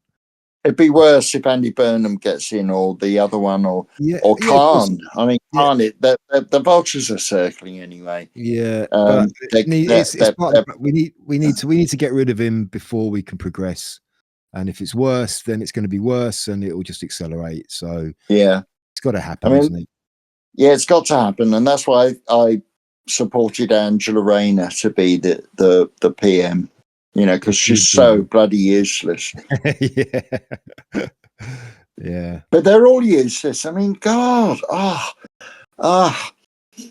you know, you'd think a political party would have some kind of talent in it, wouldn't you? But they don't seem to have any. Yeah, well, it's very, it seems very kind of parallel to the Democrats in America. They just seem to be absolutely hopeless, every single one of them. Yeah, and that's what I said earlier. This is what I was saying earlier, Bronze. That it's because once you lose touch of your core point, your core belief, the reason for your being, which is to improve the conditions of the working man and woman, which were both the Labour Party and the Democratic parties, that was their mission, and then they stopped that, and now they despise the working man and woman. So I mean, it's no wonder, is it? It's no wonder. It's so foolish what they've done, but they've done it. They've done it. You're absolutely spot on, because the Conservatives did that as well, and that's why the establishment parties are failing. That's why you have the surge of reform and advance, which I'm sure is going to be much better than reform. It is a political and cultural revolution we're undergoing here. It's for sure exactly the reasons that you just mentioned. That they've lost touch with their core. They've abandoned their principles. And I don't really think there's any way back for them. No, there's not. There's not. It's just no, there's not. There isn't. They can't. It's just a matter of time. It really is. But unfortunately, we have to deal with all the fallout of it. We're the ones who are going to really suffer.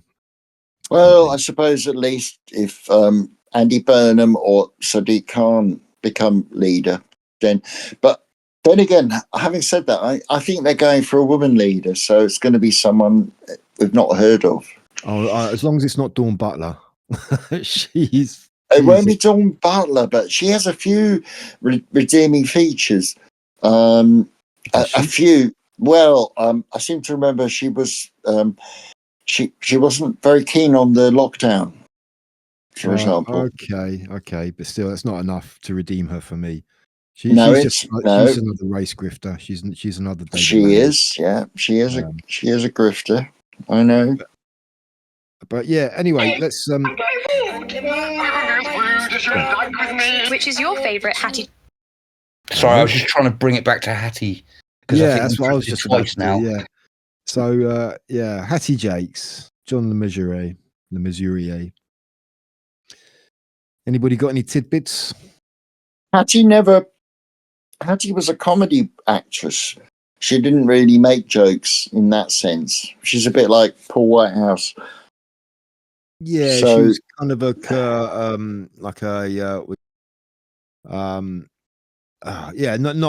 she wasn't a comedian, but she was she portrayed comedic characters, didn't she? Yes, and yeah, she was a big lady as well, which produced a lot of humour, I suppose. But she kind of transcended that. Well, she always came across as very nice, Hattie Jakes. I mean, oh yeah. Even when she played the old battle axes like the matrons in the Carry On films, you could tell she was she was doing it very much tongue in cheek. You could tell that she always had the glint in her eye. Even when she was pretending to be a horrible battle axe, she wasn't completely believable as that kind of persona. Mm. Her mum was a nurse, by the way. I find that quite interesting that she's quite famously known as the nurse in matron or the matron. Sorry, was she French as well? Because Jakes is kind of like it's a Jacques, isn't it? It's spelled like the French Jacques. So I wonder if she had some French ancestry as well as John. Well, she could have been, but I mean, I think Mesurier was from the Channel Islands. I may be wrong. So that's half British, half French. And then we've got to think about Huguenots, the Huguenot moving in. There's a lot of people who speak like, "Oh, mate, all right, son," in the East End, but they've got French names because they're descended from Huguenots who fled the religious wars in France. So, and I also wonder as well, on a much more frivolous note, the name Hattie seems like a shortened version of a longer name, but I can't really think what that longer name might be. Was she christened Hattie? Josephine. Yeah. So Hattie, how does Hattie transform into? How does Josephine transform into Hattie? Like a lot of them, it could have been her stage or her pseudonym, stage name. Sorry. I'm trying to find. I can't find anything why her name. See, I can't think of anybody else I've ever heard called Hattie. It's quite unique in that respect. Yeah, I'm wondering if it was a name she just chose. Well, in fact, it was in the 1940s. Was it a done thing to change your name back then? Yeah, I think a lot of people did, but still seems an odd one to choose. Cool. She took it from an American. She was born Josephine. She took it from Hattie McDaniels, who was the large nurse in Gone with the Wind and a very fine actress, American. All right. And I never. So there's a lot of nurse stuff coming out there. Yeah. I'm still wondering what the origin of Hattie is, though. If it's a shortened version or a nickname for a longer. Harriet. Ah, okay. Yeah, that kind of makes sense. All right. Okay. But she took Hattie, apparently, but she was in a minstrel show and she blacked up. And she reminded people of Hattie McDaniel, in Gone with the Wind, who's Mammy in Gone with the Wind. Yeah, I remember her. Yeah. Oh, okay. Interesting. But so her dad was British Army. He was a flying officer in the Royal Air Force, and mum was a nurse, a voluntary aid of the voluntary aid detachment. Because again, I suppose we're talking about the first World War time for her parents. It's got to be, Yeah. second, Yeah, I sorry. reckon. And Not what's sure. her dad's name? Do you have her dad's name there? Yeah, it's Robin Rochester Jackals, or however the surname's pronounced. Jack. Robin Rochester Jack. Yeah. Robin Rochester. Was that such an RAF pilot's name, isn't it? It is, isn't it? Yeah. Totally. Oh, I here bet he comes had Robin Rochester Jackals. Oh, come here, old chap. Yeah. Yeah. a big handlebar moustache as well. Yeah, and a big scarf which sort of trailed behind him when he walked. Mum's name was just basically Mary. Okay. Yeah, bless her. Nothing wrong with that. No. Hmm. But of course, she got all messed up. Lived in a menage a trois. John Le Miseria was banished, and she moved in with the Cockney cab driver, which all went wrong as well. I thought he was a second-hand car salesman. Mm. Yeah, I think he was actually her. Says he reading through.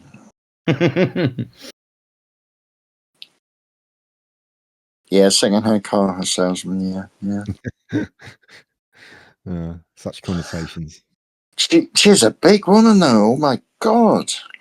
I'm looking at her in Carry On Sergeant, and she's a big woman. Wow! It wasn't that common back in those days, wasn't it? Especially after the war with rationing, everybody was, I mean, we never used to be an oversized nation, did we? Not until we started getting fast food and junk food. Now it seems a commonplace in this country. Yeah, absolutely. So yeah, she probably stood out. She's probably quite, quite noticeable. And she made her debut very briefly in a 1946 film called Green for Danger. Hey, Not that I've ever heard of that film or know anything about it, but that was her debut. So many good British films have been forgotten, though. I've got to say, I know this. Oh, Green for Danger is a 1946 British theatre film, thriller film based on a 1944 detective novel film. So yeah, it's a film based on another film. Yeah, I bet it's all right. I love those old films, but there we go. That's perhaps just me, I mean, it's often said that the British film industry is basically Hollywood on Thames, owing to the studio. It's because we speak the same language, but there are some wonderful British films. I absolutely truly believe, but maybe that's not one of them.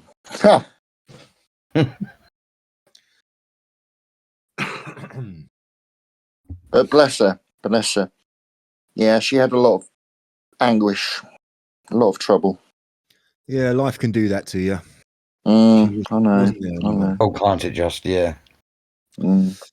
There you go. Live and learn, I guess. Live and learn. Indeed, yeah. I don't know if it's right to say, but they didn't look. Her and her fella, they don't look like they. I don't know. They just didn't look like they belonged together. Is that a fair thing to say? Well, maybe not, but he did love her very deeply. It sounds like it. Yeah. John Le Miseria, he did love her, but I don't know. I mean, she's certainly, as I said last week, she's what you call a jolie lady, a handsome woman. She's certainly, she's beautiful. She was pretty, yeah. She was pretty, absolutely. Bless her, though. But she ended up playing stern matrons in Carry On films. Yeah, she kind of bucked that trend afterwards when she did the Sykes sitcom. Yeah. She didn't play that type of person in that. Yeah, but that was pretty good. I remember watching that. Yeah. But yeah. Mm. Of course, the BBC have got in on the act. I noticed they've made a film about her life. Wow, Got to be another way to make some more money off the poor people after they die. Yeah. Yeah, exactly. Pretty disgusting, but my God, there's a picture of her. She's a proper vamp in the 40s. Oh my word! Oh, what does the word vamp mean? Just like a sexy. I can Vamp. see her here in an article from the Telegraph, headed Hattie Jake's frustrated sex life, and she's looking foxy. She's got a cigarette in a holder, beautifully dressed. So yeah, but she did put on a lot of weight, and I think, yeah. But that picture, wow. 1950. She looks wonderful. I think you've got a secret crush on Hattie Jakes, don't you, Viv? I like a large lady, of course. I most certainly do. Clown World. Well, Isn't and it? talking of British comedians, let's go on to you two. Which one of you's got a good joke? I don't know about good. I've got a couple of jokes, but okay. My boss said to me, "I find it weird that you're sick only during the weekdays." I said, "Yeah, it's my weekend immune system." You're now doing a Viv. We've had that one before, I'm sure. Oh, oh shit! dear. Sorry. I don't know. It's been a tough week. Yeah.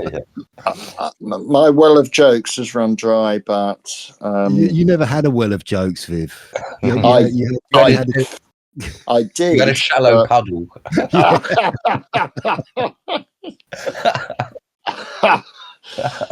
Very good. Yeah, it's true. I did have a shallow puddle of jokes. Do you know, I used to play piano by ear, but now I use my fingers. Yeah.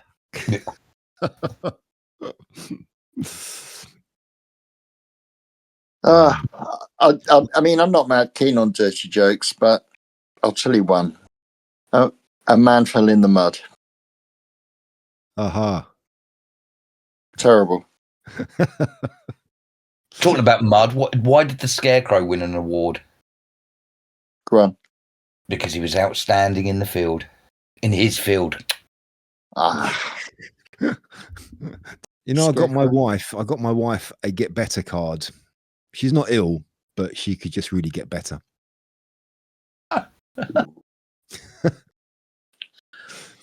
Why did the math book look sad? Oh, no idea. Because it had too many problems. We are reaching the bottom of the pond.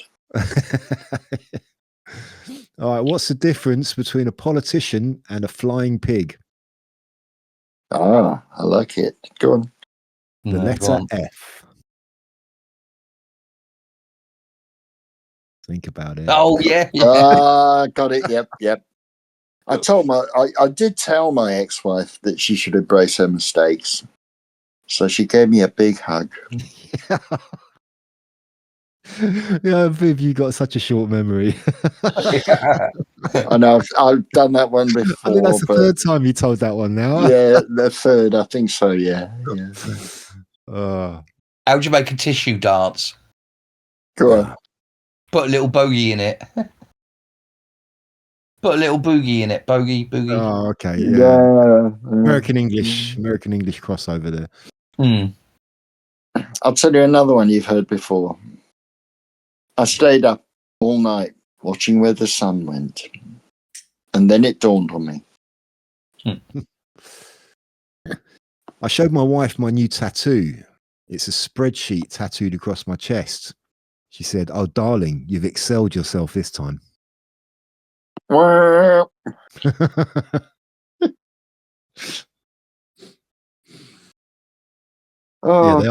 they are getting worse, aren't they? They're getting worse and worse every week. Really bad, aren't they? We're gonna have to up our game. I know. I mean, this is just embarrassing. I'm sorry, everyone. Why did the tomato turn red? Don't know. It's because it saw the salad dressing. Ah.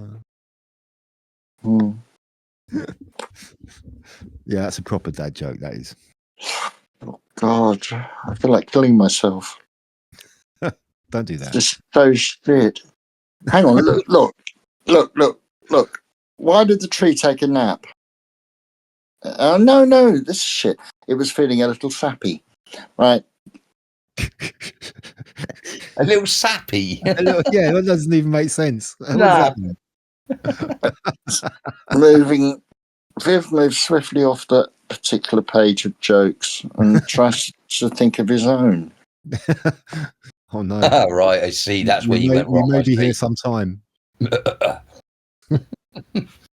Knock Well- jokes, all right though.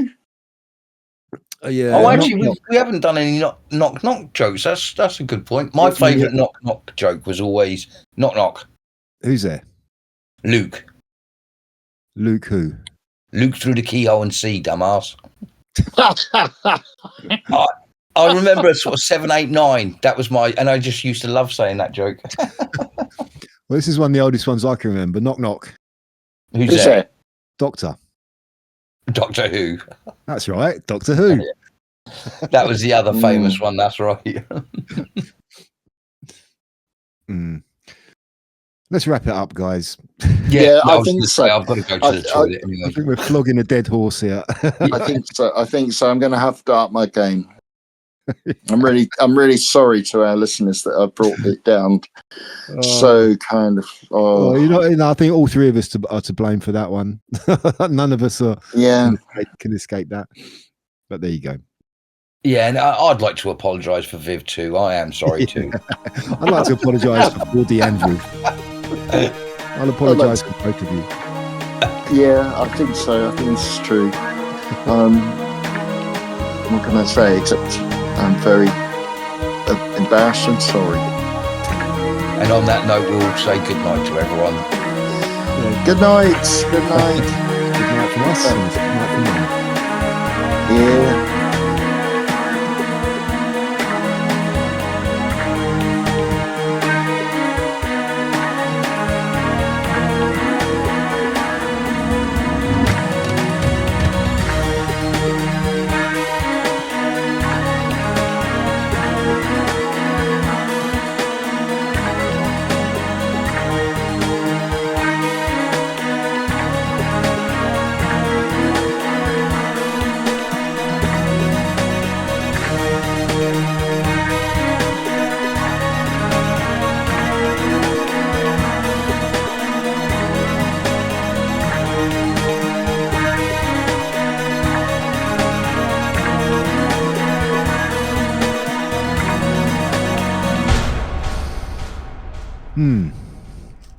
Well, if there's, we may as well just go straight into the straight into it then.